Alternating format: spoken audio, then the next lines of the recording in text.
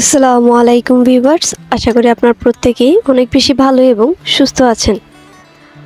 আপনি যদি একজন কমার্স বা ই-কমার্স উদ্যোক্তা হন অথবা সোশ্যাল মিডিয়া মার্কেটিংয়ে কাজ করে থাকেন, তাহলে আপনার ফেসবুক বিজনেস ম্যানেজার সম্পর্কে ভালো জ্ঞান থাকতে হবে।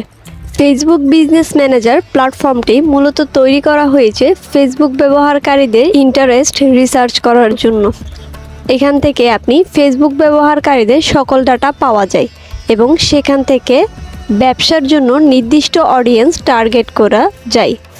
সম্প্রতি সময়ে আমরা দেখতে পাচ্ছি ফেসবুকে অনেক বেশি ব্যবসাভিত্তিক হয়ে গেছে, আর সফলভাবে ব্যবসা করতে এইসব ডাটা খুবই কার্যকারী। এখন আপনার প্রশ্ন থাকতে পারে, আমি আমার পার্সোনাল ফেসবুক অ্যাকাউন্ট থেকে এই কাজ কেন করতে পারবো না?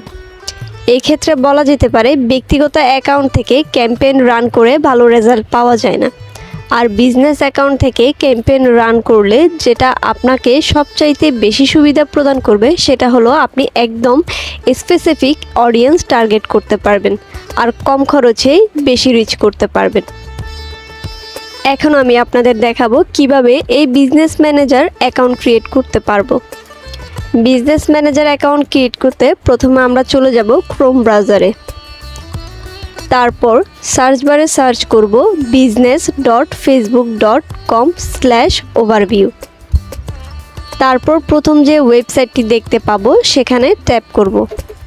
এরপর এরকম একটি ইন্টারফেস ওপেন হয়ে যাবে। এখান থেকে নিচে ক্রিয়েট অ্যান অ্যাকাউন্ট এখানে ক্লিক করব। তারপর এখানে আপনি আপনার নাম বা পছন্দ মতো যে কোনো একটি নাম লিখবেন। আমি আমার মতো করে একটি নাম লিখলাম। তারপর নিচে একটি জিমেল লিখব, দেন নিচে সাবমিটে ট্যাপ করব, তারপর ডানে ট্যাপ করব।